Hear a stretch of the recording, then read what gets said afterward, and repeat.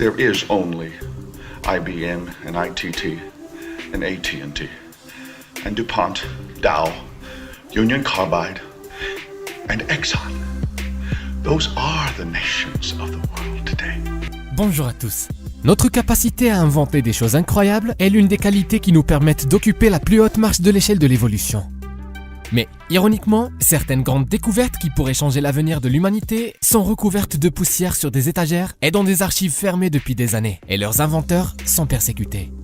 C'est de ces inventions qui auraient pu, depuis longtemps, rendre notre monde plus propre, plus fort, plus sûr et plus sain dont je vais vous parler aujourd'hui.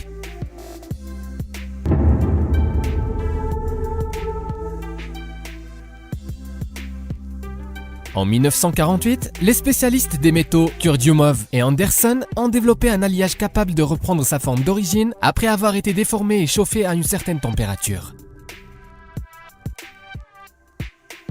En 1980, l'invention a été reconnue et est devenue célèbre sous le nom d'effet Kurdiumov ou effet de mémoire de forme.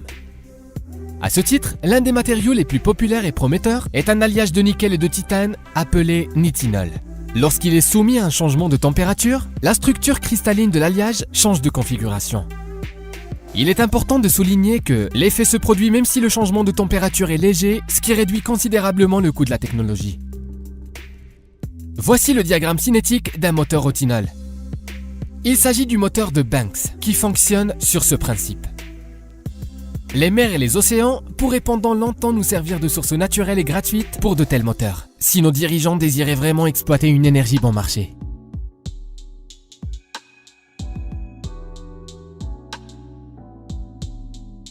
La première mention du générateur d'énergie magnétique libre est apparue dans les travaux du physicien américain et inventeur Lester Hendershot en 1927. Dès l'année suivante, Hendershot a construit un prototype de petit générateur avec lequel il a réussi à alimenter 2 ampoules standards de 110 watts. Les experts furent forcés d'admettre que le générateur fonctionnait sans aucune source externe visible. Après avoir été l'objet de 2 articles élogieux du New York Times en février 1928, Lester fut publiquement accusé de charlatanisme. En 1960, Hendershot a construit 2 autres prototypes. Dans une note explicative de 56 pages, il tenta d'expliquer que la Terre est un immense aimant capable de générer des centaines de milliards de volts chaque seconde et qui peuvent être bien sûr utilisés. Mais les tentatives de l'inventeur se butèrent à un mur d'indifférence. L'année suivante, le fils de Hendershot, Mark, alors qu'il rentrait de l'école, découvrit le corps de son père gisant dans le couloir. Selon la version officielle, il se serait suicidé. De nos jours, il est possible d'assembler un générateur Hendershot parfaitement sûr et facile d'utilisation à partir de composants courants.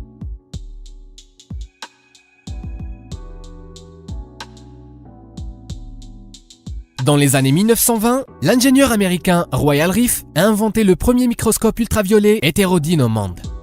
Doté d'une puissance de grossissement de 50 000 fois permettant de voir un virus vivant. Puis, en 1934, il a présenté au public le générateur de fréquence Rife Beam Ray, capable de détruire les virus et les micro-organismes pathogènes. De plus, comme l'appareil s'adaptait à la fréquence naturelle du virus, unique à chaque micro-organisme, le rayon frappait la microflore pathogène sans affecter les tissus environnants. La presse mondiale a rapidement salué cette percée extraordinaire.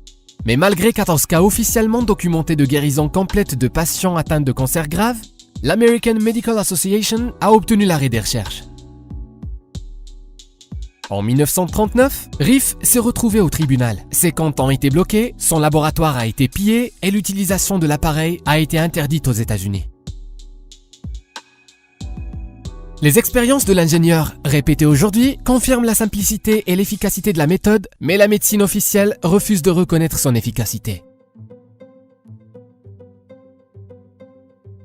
De l'âge de 4 à 10 ans, le futur inventeur anglais John Searle rêvait de combinaisons de nombres et de schémas symboliques qu'il utilisa des années plus tard pour fabriquer le générateur magnétique SEG.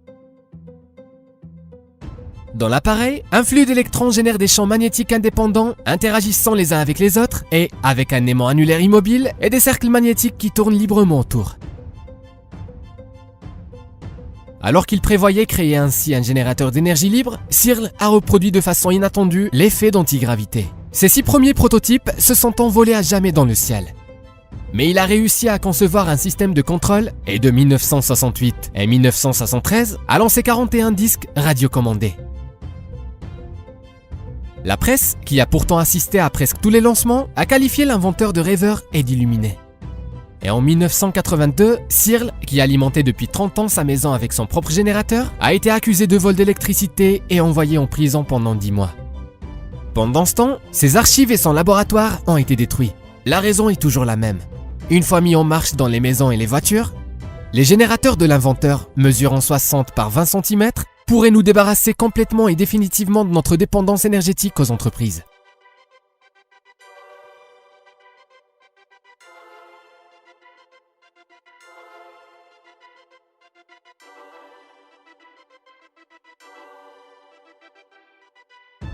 En 1990, Vladimir Ivanovich Vysotsky, docteur en sciences physico-mathématiques, a achevé une série d'études démontrant la possibilité d'une conversion nucléaire efficace des autotypes dans les systèmes biologiques. Ces recherches ont montré que la croissance des cultures n'est pas uniforme. Dans certaines zones, des trous se forment, dans lesquels la barrière de Coulomb, qui empêche la fusion du noyau atomique et du proton, disparaît pour une courte période. Dans cet état, la transmutation devient possible. Les domaines les plus prometteurs pour l'application de cette technologie sont la production d'isotopes lourds très rares et très coûteux, de même que la décontamination biologique accélérée des contaminants radioactifs dangereux. Ainsi, dans les expériences que Vysotsky a menées avec le césium-137 à Tchernobyl, il a été possible de réduire son temps de transformation en isotope stable de barium-138 de 30 ans à 310 jours. Autrement dit, de plus de 35 fois. Les résultats, parfaitement fiables, ont été publiés dans la revue scientifique Annals of Nuclear Energy. Aujourd'hui, le projet intéresse vivement l'Inde et le Japon, où plus d'1 million de tonnes d'eau radioactive se sont accumulées dans les entrepôts de Fukushima. Mais les probabilités de voir cette technologie reconnue par les laboratoires de sociétés synthétisant de manière traditionnelle des isotopes rares pour des milliards de dollars ne sont pas très grandes. Le 23 mars 1989, les chercheurs Fishman et Pence de l'université de l'Utah ont annoncé avoir obtenu une chaleur anormalement élevée au cours d'une réaction nucléaire effectuée sans avoir eu recours à des températures ou une énergie très élevée. Mais l'expérience a été qualifiée de non reproductible. Auparavant, en 1957, Ivan Filimonenko avait proposé une technologie de fusion nucléaire de l'uranium et de l'hélium à partir de deutérium, dont de l'eau lourde, à une température de 1100 degrés Celsius. Les meilleurs spécialistes des 80 plus grandes entreprises de l'Union soviétique ont été impliqués dans le programme national mis sur pied pour mettre en œuvre les idées du scientifique. Mais après les décès en série de Kourtchatov, Korolev et Zhukov, le projet a été gelé avant d'être complètement abandonné en 1968. Pour lui enlever l'envie de jouer dans les plates-bandes de l'Académie des sciences de Russie et des producteurs de carburant, Filimonenko a été suspendu de ses fonctions et envoyé en prison pour 6 ans. En 1989, 4 jours après la conférence de Pence et Fishman, le scientifique a été invité au centre de recherche de Podolsk où Ivan Stevanovich s'est engagé à construire 2 installations thermoélectroniques de 12 kW. Mais le pays s'est effondré et, après plusieurs années, les 2 prototypes déjà mis en service ont été démontés et vendus au prix de la ferraille.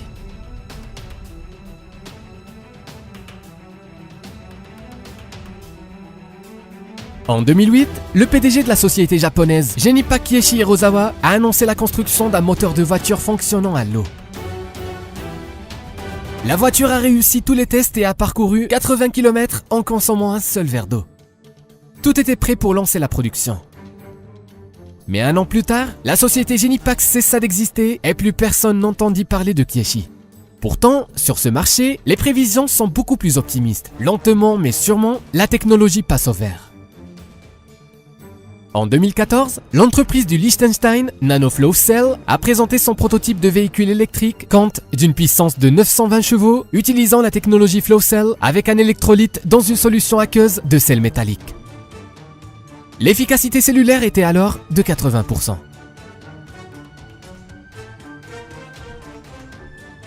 En décembre 2014, Toyota a annoncé le lancement de la production de son modèle Meirei, une voiture hybride produite en série et fonctionnant sur pile à hydrogène. Ici, l'efficacité des cellules est de 83%, ce qui est génial.